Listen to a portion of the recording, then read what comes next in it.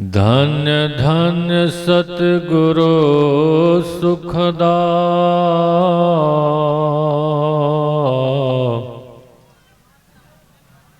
महिमा कही न जाय।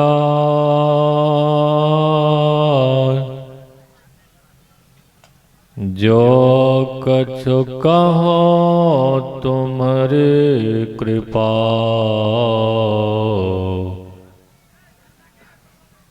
मोते कछु ना बसाय।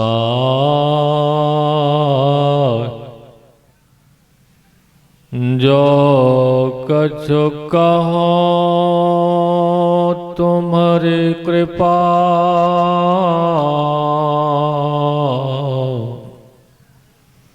मोते कछु ना बसाय।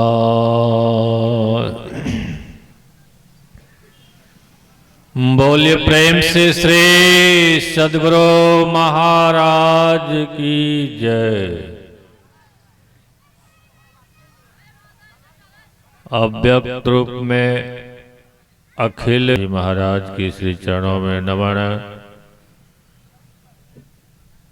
पावन मंच पर विराजमान पूज्य साधु चरण विद्वज्जन, उपस्थित परम सम्मान्य सत्संग प्रेमी सज्जनों, भक्तिमती माताओं, श्रद्धालु बहनों, प्यारे बच्चों, बड़े ही सौभाग्य का शुभ अवसर हम आपको प्राप्त हो रहा है कि यह पावन स्थल पर इस धर्म क्षेत्र में 2 दिवसीय संत मत सत्संग का ज्ञान यज्ञ बृहद रूप में हो रहा है, जिसमें आज प्रथम दिन के प्रथम पाली में हम आप उपस्थित हैं।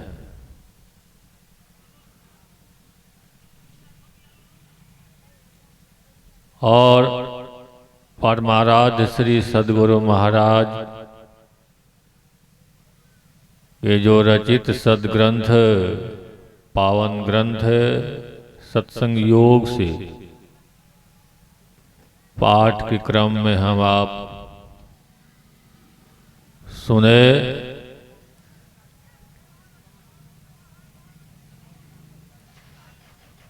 वेद मंत्र में आया प्रथम भाग में ओम युञ्जानः प्रथमं मनस्तत्त्वाय सविता धियम् अग्निर्ज्योतिर्निचाया पृथिव्या अध्या भरत। वेद भगवान उपदेश करते हैं। हमारे भारतवर्ष में सबसे प्राचीन ग्रंथ जो है वेद, ऋग्वेद सबसे प्राचीन ग्रंथ। इनके बारे में कहा गया है कि जो वेद है अपौरुषीय ग्रंथ है। ये कोई आदमी के बनाया हुआ नहीं है, स्वयं भगवान स्वरूप है। इसलिए आराध्य देव ने इस मंत्र को दिया है इस पावन ग्रंथ में। वेद भगवान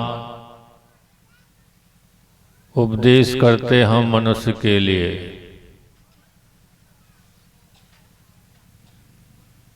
हे मनुष्य, जगत प्रसव करता ईश्वर का तत्व ज्ञान प्राप्त करो। उसके लिए क्या करना पड़ेगा? हम आपको पहले बुद्धि योग, बुद्धि योग का मतलब होता है सत्संग। जो जगत प्रसव करता ईश्वर है जिन्होंने जगत को प्रसव किया है। जिस तरह से माताएं लोग प्रसव करती है, बच्चे को जन्म देती है, उसी तरह से संसार का प्रसव करने वाला, जगत को प्रसव करने वाला, जिन्होंने यह आकाश, वायु, अग्नि, जल, पृथ्वी, सूर्य, चंद्र, तारे, नक्षत्र, ब्रह्मांड, पार पृथ्वी, समुद्र, वनस्पति, जितने भी हम आप हैं, सबको उत्पन्न करने वाला, प्रसव करने वाला वह ईश्वर। उनका तत्व ज्ञान प्राप्त करने के लिए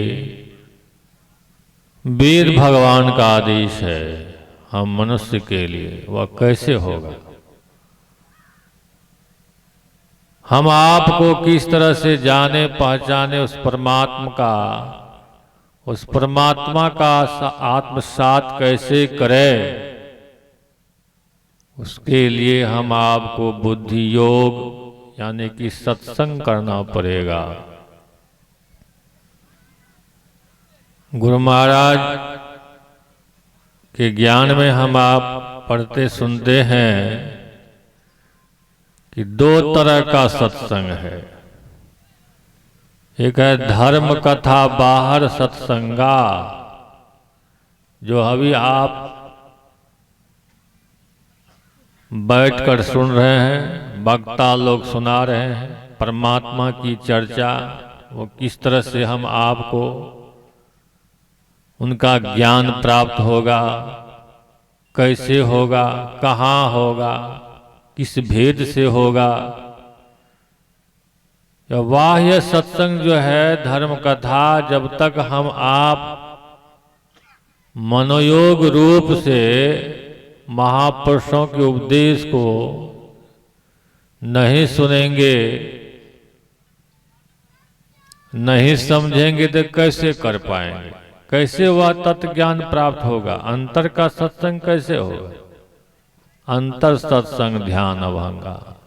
तब अंतर का सत्संग जो है ध्यान से होता है, जो उस सत्य की पहचान होता है और परमात्मा का ज्ञान होता है, क्योंकि वही एक सत्य है। और बाकी संसार में जो भी कुछ हम आप देख सुन रहे हैं, व्यवहार कर रहे हैं, सभी क्या है? सभी असत्य है। वही नित्य आनंद है परमात्मा, वही सत्य है। और सब में परिवर्तन होता है, बदलते रहता है। यह शरीर भी हम आपका बदलता है, और हम आप जिसके लिए प्रयत्न करते हैं, जिससे सुख मिल जाए, तृप्त हो जाए, उसके लिए प्रयत्न करते हैं दिन रात, इस शरीर से मेहनत करते हैं। तो कहते हैं महापुरुष क्या, काया अपनी नहीं तो माया किससे होए। इस शरीर भी एक दिन जो है छूट जाता है। शिशु अवस्था, बाल्यावस्था, किशोरावस्था, युवावस्था, वृद्धावस्था बदलते रहता है। हर एक 7 वर्ष में शरीर का सारा कुछ जो है आकार प्रकार बदल जाता है। बचपना वाला शरीर आप खोजेंगे, चेहरा वह मिलेगा, कैसा था वह बदल गया। सब में परिवर्तन। और जितने भी हम आप संसार में देख रहे हैं, कहते सबका एक न एक दिन नाश हो जाता है। जगत गुरु शंकराचार्य जी महाराज ने कहा कि अष्ट कुलाचल सप्त समुद्रा ब्रह्म पुरंदर दिनकर रुद्रा, ये पृथ्वी पर 8 प्रकार के बहुत बड़े बड़े आसमान को छूने वाले पर्वत, जब हिमालय की यात्रा करेंगे वहां दर्शन होगा पर्वतों का। कहता यह सब जो है नाशवान है, 7 समुद्र है, इसका भी नाश होने वाला है, सबका नाश होता है। और यहां तक कहा ब्रह्मा जी, पुरंदर कहते इंद्र को, जो स्वर्ग का देवता का राजा है, देवराज, उनका भी जो है आयु है वह भी खत्म होता है, वह भी मरता है। ब्रह्मा मरता है, ब्रह्मलोक में जो विराजमान है। दिनकर अभी जो देख रहे हैं ना, प्रकाश जो कर रहे हैं सूर्य भगवान, दिनकर का मतलब होता है सूर्य भगवान, इनका भी आयु है। और जितने भी है रुद्रमण शंकर होते, उसका भी एक न एक दिन जो है सीमा है, समय सीमा है, सब बंधे हुए, सबका नाश होता है। संत महापुरुष कहते हैं, एक हरियाणा में संत हुए, संत गरीब